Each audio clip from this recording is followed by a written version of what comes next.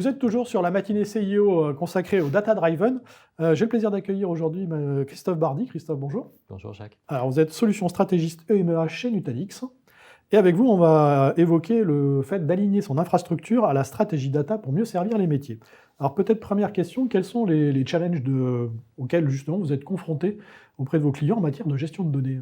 Alors, ils sont souvent les mêmes selon les clients qu'on aborde, et ils sont relativement connus. Le premier d'entre eux, en fait, c'est le problème de l'explosion du volume de données à stocker.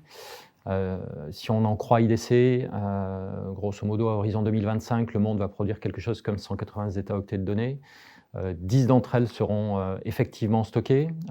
Donc IDC distingue d'ailleurs deux concepts assez différents, celui de la datasphère, ce qu'on produit, et celui de la storage sphere, ce qui est réellement stocké.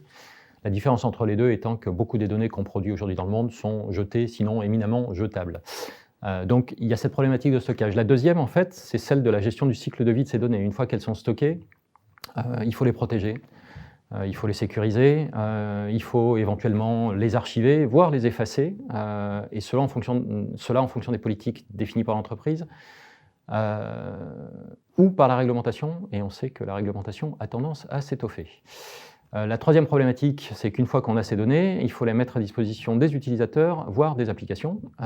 Et quand je dis applications, ça peut être des applications aussi banales qu'une application métier historique, que d'applications plus modernes, éventuellement infusées, puisque c'est la mode, à l'IA ou au machine learning. Donc ça, c'est la troisième problématique. La quatrième, elle n'est pas évidente, ce n'est pas forcément une problématique technique, c'est plutôt une problématique humaine. On est face à des organisations qui sont toujours massivement silotées, où les administrateurs stockage parlent plus ou moins bien aux administrateurs système et eux-mêmes aux administrateurs d'applications. Donc ça crée un problème de circulation de l'information et donc de ralentissement qui n'est pas fondamentalement propice à l'innovation. Le deuxième, c'est un problème de compétences et de coût de ces compétences. Alors c'est moins le cas dans le monde de l'infra, mais c'est toujours difficile d'obtenir de vrais experts en matière de stockage et de système. C'est beaucoup plus le cas pour les gens qui ont à traiter la donnée. Aujourd'hui, il devient extrêmement compliqué d'embaucher des DBA, des data analysts, des data scientists, voire des gens qui travaillent sur le machine learning et qui ont une expérience dans le domaine. Aligner aujourd'hui les besoins des métiers à ce qu'on a en matière de compétences IT, ça devient un problème de tous les jours. Alors ça, c'est pour planter le décor. Et finalement, où Nutanix intervient dans ces différentes chaînes de valeur sur la partie données, justement? Il y aurait de multiples façons de répondre à ça. Je peux m'en tirer par une pirouette d'une certaine façon. En fait, Nutanix est présent à peu près à tous les étages de la chaîne de gestion de la donnée, et c'est en partie lié à notre ADN, et c'est là que je fais une petite pirouette. Il se trouve que les trois fondateurs de la société ont un background qui est assez intéressant. Le premier est le papa du Google File System, donc le système de fichiers du cloud Google. Les deux autres étaient des spécialistes historiques, donc l'un était le directeur technique et l'autre le patron du product management d'une startup qui s'appelait Asterdata et qui faisait du big data analytique infusé à l'Hadoop. Donc des gens qui étaient familiers des infrastructures massivement distribuées des clouds, qui a été racheté par Teradata. Et en l'occurrence, ces trois personnes-là ont eu l'idée de prendre tous les concepts fondamentaux du cloud, donc des systèmes distribués, et de les appliquer au monde de l'entreprise. Donc c'est de là qu'on vient avec ce background de connaissance et de manipulation de la donnée. Ça a donné lieu à quoi? Ça a donné lieu à la naissance d'une plateforme en fait, de cloud privé d'abord, qui est basée sur une technologie qu'on appelle l'hyperconvergence, ou en tout cas Gartner appelle l'hyperconvergence d'ailleurs, dont on est à la fois le pionnier et le leader aujourd'hui. Cette technologie, c'est quoi? C'est une technologie 100% logicielle qui vous permet, à partir de briques de base qui sont des serveurs x86, banalisés, d'assembler une grille et un cloud fonctionnel. Donc typiquement on-prem, ça veut dire quoi? Vous prenez vos serveurs HPE, Lenovo, Dell, vous installez la couche logicielle Nutanix par-dessus, et ce que vous obtenez, c'est un cloud fonctionnel en à peu près 1 heure, qui vous permet déjà de commencer à stocker des données et éventuellement de commencer à les traiter. Donc ça, c'est la première vertu de cette approche purement logicielle. Ce qui est intéressant en fait dans la façon dont on l'approche, c'est que cette façon d'aborder les infrastructures de façon logicielle permet de mettre tout le monde en face de la même infra. Et ça, c'est unique aujourd'hui à ce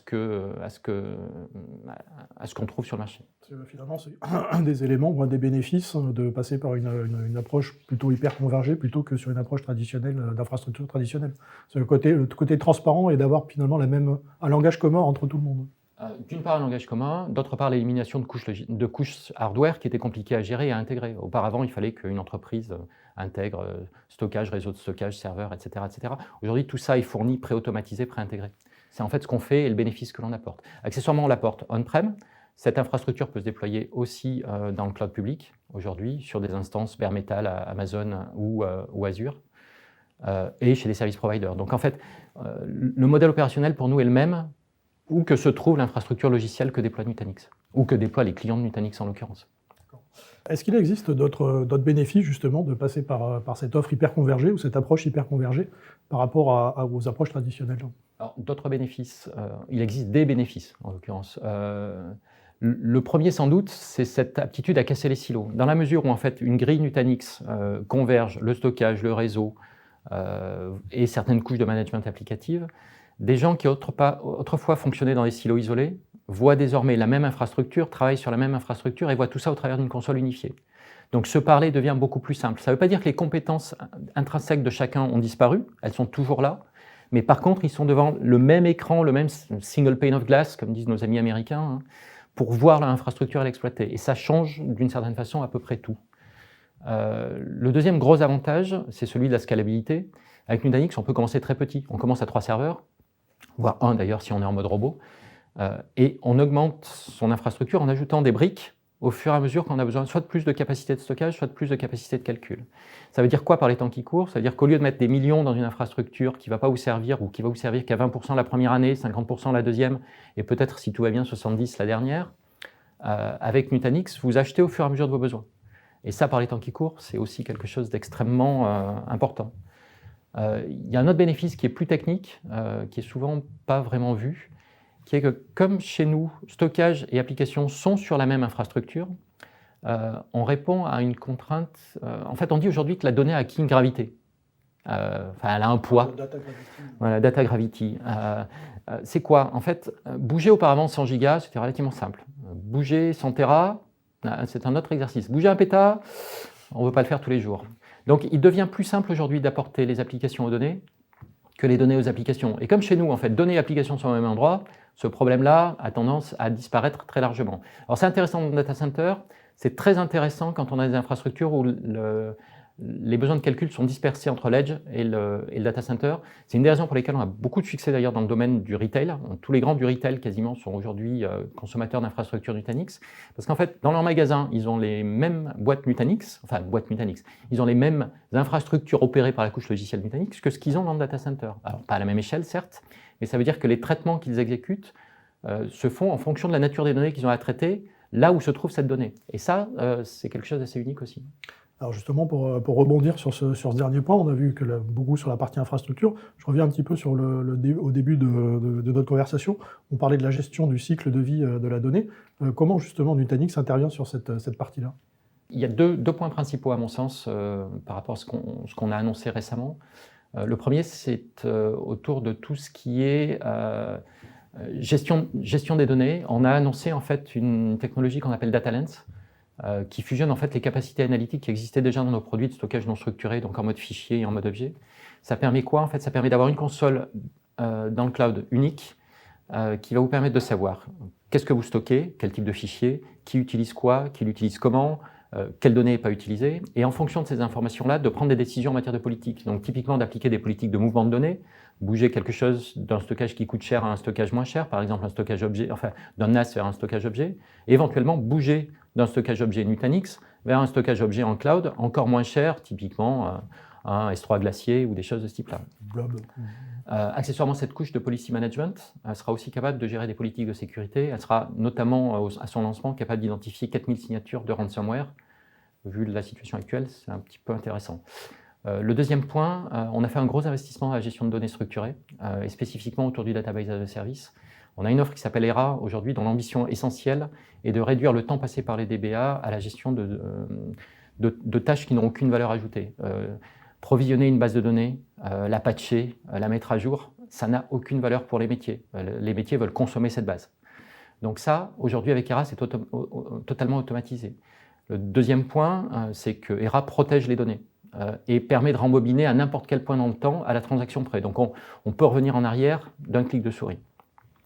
Accessoirement, cette même technologie permet de fournir des clones d'une base de données et permet également de rafraîchir ces clones. Donc typiquement, vous avez votre directeur de la compliance qui un jour frappe à votre porte et dit « Je veux cette base de données dans l'état où elle était avant-hier, à midi ». Un clic de souris, on rembobine le curseur jusqu'à la bonne heure et pan, on se retrouve avec la base de données dans l'état où elle était. Donc ça, c'est extrêmement intéressant. Accessoirement, cette technologie de clone n'a pas d'empreinte de stockage. Donc là où auparavant, avec des technologies traditionnelles, il faut stocker les données des clones, là, c'est zéro. Et donc, c'est des économies de stockage à la clé. Et le dernier point intéressant avec cette technologie, c'est qu'elle marche aussi bien avec des petits qu'avec des grands. Donc j'ai vérifié avant qu'on se parle. Le plus petit client, c'est une dizaine de cœurs de base de données. Le plus gros, c'est plus de 2000, ce qui donne une petite idée justement de la scalabilité de la solution.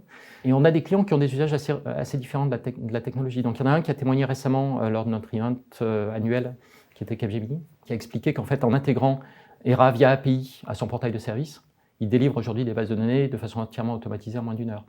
On a un autre grand de la distribution en Europe, dont je ne peux pas donner le nom, qui lui délivre en un peu moins de 2 heures parce qu'il a rajouté quelques contraintes de validation dans le process, mais qui surtout a économisé 60% de sa capacité de stockage à cause des fameuses technologies de clonage à zéro impact. Pour conclure là-dessus, quand on regarde ce service de base de données, chez tous nos clients, c'est en moyenne 50% du temps des DBA qui étaient passés à des tâches qui n'avaient aucune valeur ajoutée, qui est aujourd'hui libre pour des tâches à beaucoup plus forte valeur ajoutée ou pour des nouveaux projets. Et je peux conclure un peu là-dessus d'ailleurs. C'est ce que viennent chercher les clients de façon générale chez nous. Ils viennent chercher une façon de délivrer des services IT à leur métier de façon plus rapide pour innover plus rapidement. Et ben, ce sera le mot de la conclusion. Merci Christophe Bardy. Merci.